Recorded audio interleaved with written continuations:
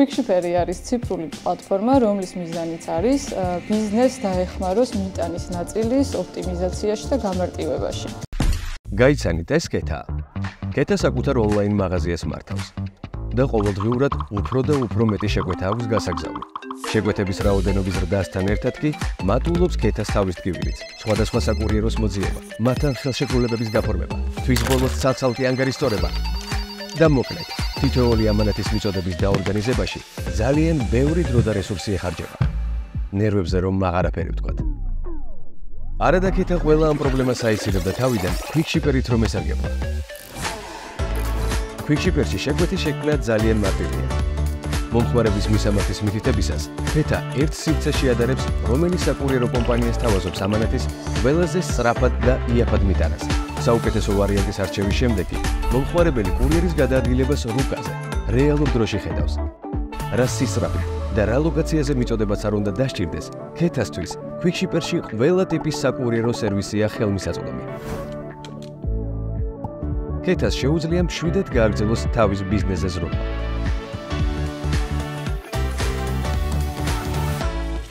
ხედავ რა მარტივი ყოფილა. ამას ვაკეთებთ ორი მიმართულებით, ესე რომ ვთქვათ. პირველი ჩვენი პლატფორმა შექმნილი არის ისეთი ბიზნესებისთვის, ვისაც უკვე ყავს საკუთარი კურიერები და სურს ამ მიტანის ნაწილის და შეკვეთების კურიერებისთვის კურიერებზე გადანაწილების გაციფრულება, ესე რომ ვთქვათ.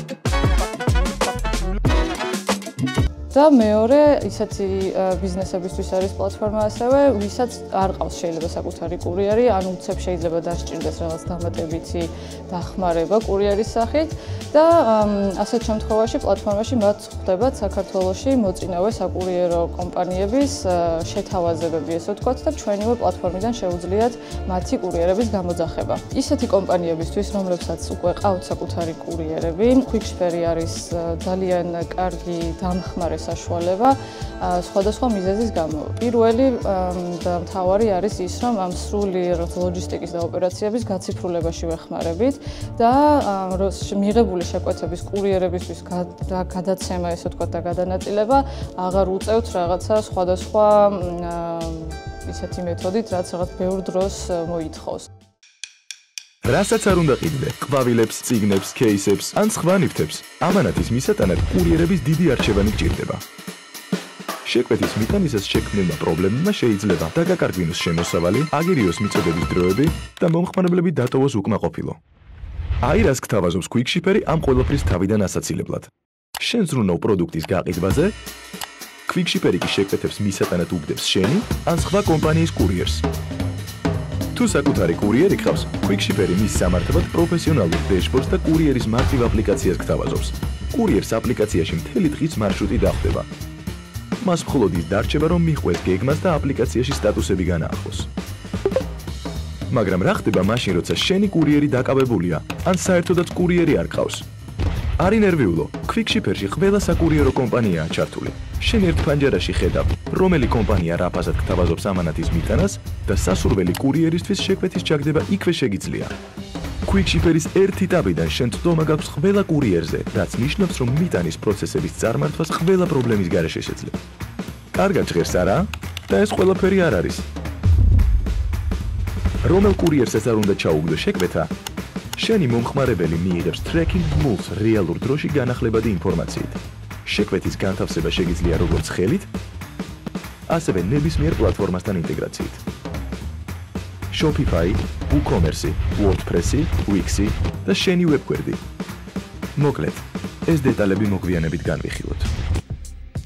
კომპანიებს უბრალოდ აქვს შესაძლებლობა, რომ კურიერები დაარეგისტრირონ თავის ანგარიშში, ესე ვთქვათ, და კურიერებს ეგძლევათ წვდომა ჩვენს QuickShipper-ის მობილურ აპლიკაციაზე, სადაც უკვე ისინი ხედავენ მათ მიმდინარე დავალებებს და აქვს შესაძლებლობა, რომ განაახლონ სტატუსები. ეს ასევე უზრუნველყოფს იმას, რომ ბიზნესის მომხმარებელი, ანუ ვისთანაც მიდის ეს შეკვეთა, ინფორმირებული არის თავისი შეკვეთის სტატუსზე და მუდმივად შეუძლია გადაამოწმოს, სად არის ამანათი, რამდენ ხანში მიუტანს კურიერი და თუ რაიმე კითხვა აქვს, ასევე იქიდან quick-share-ის საფორთის დახმარებით შეუძლია გაარკვიოს დეტალები. როგორც აღნიშნე, გაციფრულება პირველ რიგში დროის დაზოგვის ძალიან კარგი მეთოდი და მექანიზმი არის, რადგან უფრო რაღაც ავტომატიზაცია ხდება ამ მთელი ოპერაციების და სისტემის. მეორეს მხრივ, რაც ასევე ძალიან მნიშვნელოვანი არის, ეს ყველაფერი ეხმარება კომპანიას ხარჯების ოპტიმიზაციაში, იმიტომ რომ ეს მიტანის ნაწილი და საკურიერო ნაწილი ელ-კომერციაში ფაქტობრივად ყველაზე ძვირიანი ნაწილი არის, ესე ვთქვათ, და ყველაზე ხარჯიანი.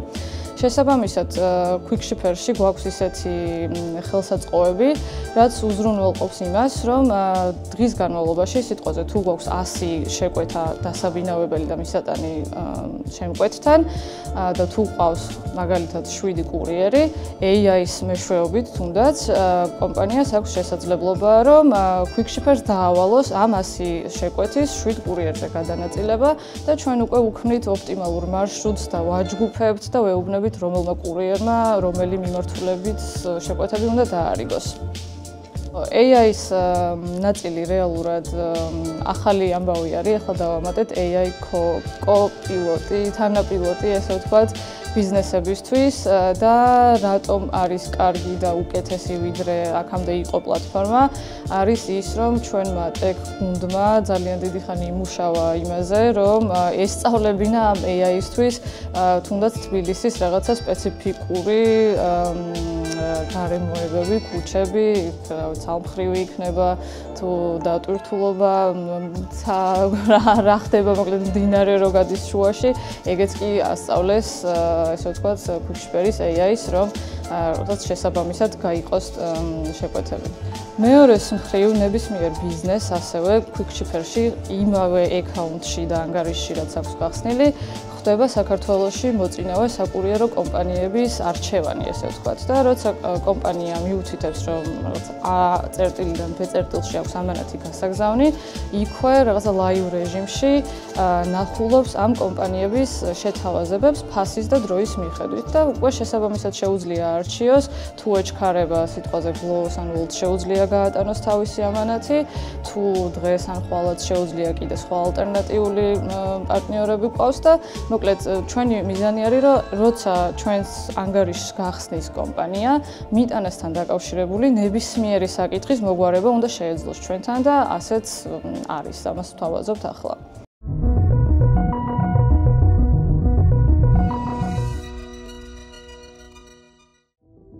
ხო, პირველ რიგში მნიშვნელოვანია, რომ გჯეროდეს იმ იდეის, რასაც აკეთებ. შემდეგ მომხმარებლის გაზიარებული ფიდბექის მიხედვით სწორად გადააწყო პროდუქტი და შესთავაზო უკვე ეს განახლებული პროდუქტი მომხმარებელს. გარდა ამისა, მნიშვნელოვანია, რომ შიდა კომუნიკაციების მოგვარებული ქონდეს გუნდში, იმიტომ რომ რთული გზის გავლა გიწევს, შეიძლება ბევრი პრობლემა იყოს ფინანსური, რაღაც ადამიანური რესურსის და ასე შემდეგ და ამ ყველაფრისთვის უნდა იყოს რაღაც მენტალურად გამართულად უნდა გზნოდე თავს.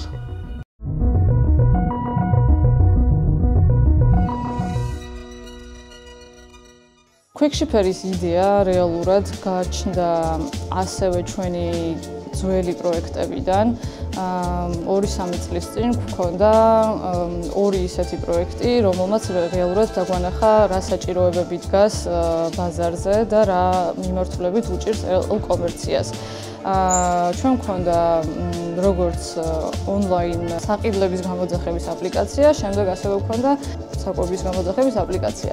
ორივე მიმართულებით ძალიან კარგად მოგვიწია იმის დანახვა, თუ მიტანაში რა პრობლემები არის კურიერთან ურთიერთობაში, ამ შეკვეთების რაღაც ზუსტად რაც ვახსენე ოპტიმალურად დაალაგებაში, ჯერ რომელი შეკვეთა უნდა წაიღოს კურიერმა, მერე რომელი რო არც მომხმარებელი დარჩეს უკმაყოფილო და ჩვენთვისაც რაღაცა ნაკლებ ხარჯიანი ყოფილიყო და მოკლედ რეალურად ძალიან დიდი ბაზა დაგვიდროვდა მონაცემთა და გამოცდილება ამ ლოჯისტიკის მიმართულებით, რამაც მიგვახვედრა, რომ ეს პრობლემა არ იყო მარტო ჩვენთვის აქტუალური მასშტაბური და თუ ჩვენ ამ გამოწვევების წინ ვიდექით, შესაბამისად ნებისმიერი სხვა კომპანია, რომელიც მომხმარებელს ამ მიტანას თავაზობს, იგივე აწყდება. და აქედან გამომდინარე გადავწყვიტეთ, რომ ეს ჩვენ უკვე რა მიგნებებიც გვქონდა, ეს ალგორითმი იქნებოდა, სოფტი, ეს ოპტიმიზაცია რაც ვახსენე, გაგვეხადა უფრო მასშტაბური პროექტი.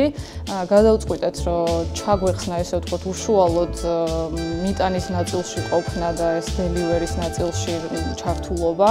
ჩვენი კურიერები საერთოდ აღარ ყავს შესაბამისად და უბრალოდ ეს ციფრული პროდუქტი რაც ვქონდა და ჩვენი ცოდნა რაღაც გავაერთიანეს და გარდავსახეთ Quick Shipper-ში, რომელიც ნებისმიერ სხვა ბიზნესს შეუძლია ახლა რომ გამოიყენოს ზუსტად იმავე მიზნებისთვის, რომ რაღაცა შეიმციროს ხარჯი, შეძლოს უფრო მეტი შეკვეთის მიტანა, მომხმარებელი შესაბამისად უფრო კმაყოფილი ყავდეს და ეს საბოლოო ჯამში რა თქმა უნდა უფრო მეტ ლოიალურ მომხმარებელში და გაზრდილ გაყიდვებში უნდა გადაისახოს, ესე ვთქვათ.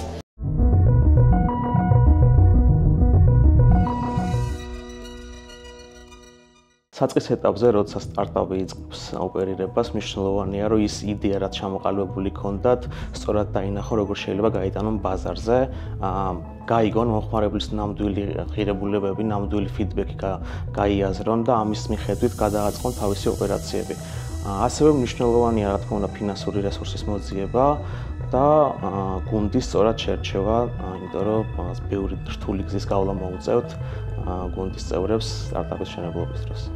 მნიშვნელოვანი არის ის, რომ სტარტაპის დაწყების მომენტში, რა თქმა უნდა, ფინანსური შეზღუდული გვაქვს და გუნდის წევრების პროფესიონალიზმი და სკილები ისე იყოს დაკომპლექტებული, რომ იმ საქმეს ადგებოდეს. ძალიან მნიშვნელოვანია სანაცნობო წრე და კონტაქტები, რაც შეიძლება მრავალფეროვანი კონდეს, იმიტომ რომ ეს დაგვეხმარება თუნდაც ინვესტიციებში, რაღაც მომხმარებელთან, რაღაც მარტივად გასვლაში და ასე შემდეგ.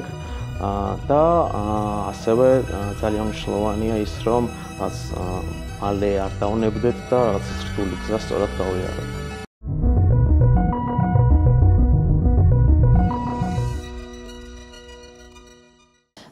Quick Shipper-ის ბიზნეს მოდელი არის ძალიან მარტივი და ერთ-ერთი მე მგონი ბენეფიტი და ერთ-ერთი უკვე ამ ნაწილი რაც დაგვეხმარა ზუსტად რომ ამ კომპანიებს მიიღოთ ეს ჩვენი ახალი სოფტი, ეგ იყო ზუსტად რომ არის თითოეულ განთავსებულ შეკვეთაზე ვართმევთ ესე ვთქვათ პლატფორმის საკომისიოს. რაც ნიშნავს იმას, რომ თუ არ გამოიყენებთ პლატფორმას, არაფერი გადასახდელი არ გაქვს, არ არის თვიური subscription მოდელი, ესე ვთქვათ და არც რა, არის ეგრეთ წოდებული pay as you go მოდელი და ყოველი თვის ბოლოს რამდენ შეკვეთასაც განათავსებენ, იმდენს გვიხდიან გამოყენების შესაბამისად. გავსი სოფტი, ესე ვთქვათ, ზუსტად რასაც ჩვენ ვაკეთებთ, ეგეთი ქართული და რეგიონში მე მგონი არ არსებობს. კონკურენციაზე თუ ვისაუბრებთ, ერთადერთი შეგვიძლია ვთქვათ ის, რომ არაპირდაპირი, თან პარტნიორები ვართ ამ ჩვენი საკურიერო კომპანიების, ვისი სერვისებიც ხვდებათ ჩვენს პლატფორმაში მომხმარებლებს და თან ცოტა არაპირდაპირი კონკურენტებიც ვართ, იმიტომ რომ პრინციპში ისინი ცხო თავისი არხებით ცდილობენ ამ შეკვეთების მიღებას და მოზიდოს მომხმარებლების, მაგრამ რაღაც ისეთი მე მგონი უფრო პარტნიორობაში გადაგვეზარდა, იმიტომ რომ ჩვენი გავლითაც მაინც ასე თუ ისე მომხმარებელი მიდის მათთან.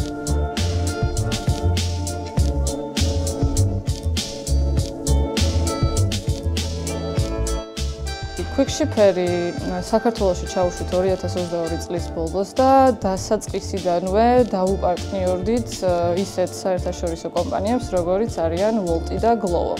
ამ 2 წლის განმავლობაში საქართველოს მაგალითზე შექმნილმა რაღაცა გამოცდილებამ დაგვანახა ჩვენც და შესაბამისად ამ საერთაშორისო კომპანიებსაც, რომ საინტერესო იქნებოდა რაღაცა მსგავსი მოდელის გამეორება უცხო ბაზრებზე და ეს არ უნდა დარჩენილიყო მხოლოდ საქართველოში.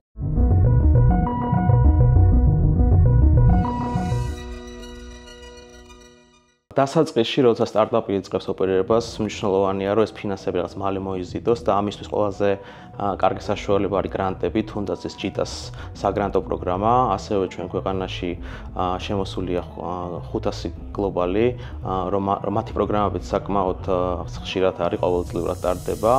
ასევე არის სხვადასხვა კონკურსები და ყველაფერი ეს გვაძლევს საშუალებას, რომ ერთი ნაბიჯით მივუახლოვდეთ რეალური ინვესტორთან ფიჩინგისთვის, გასაუბრებისთვის და კარგი მოსამზადებელი საშუალებაა, რომ ეს მინიმალური პროდუქტი შევქმნათ და მოხმარებლებს გავაცნოთ უკვე.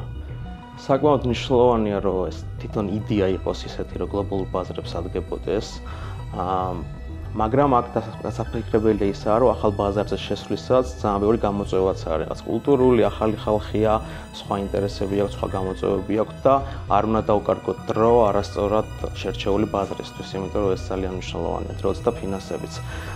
რაც შეეხება ეს როდის უნდა მოხდეს, მაშინ როდესაც უკვე ლოკალურ ბაზარზე ვალიდაციას გაევლის პროდუქტი და უკვე საჭიროებს რაღაც დააფიქსირებს სწრაფი ზრდა გლობალური ბაზრის გარეშე ამის მიღწევა შეუძლებელია. თუმეტეს ტექნოლოგიური ბიზნესისთვის. ძალიან განსხვავდება ბაზრები, ხალხისგან გამომდინარეობს, რა თქმა უნდა, ჩვენი მოხმარებელი იქ როგორი არის, ანუ რაზე რეაგირებს უფრო მეტად, იმიტომ რომ რაღაც ევროპაში და თუნდაც ამერიკაში რაც შეიძლება საინტერესო იყოს, ის აზიის ბაზრისთვის შეიძლება პირიქით იყოს.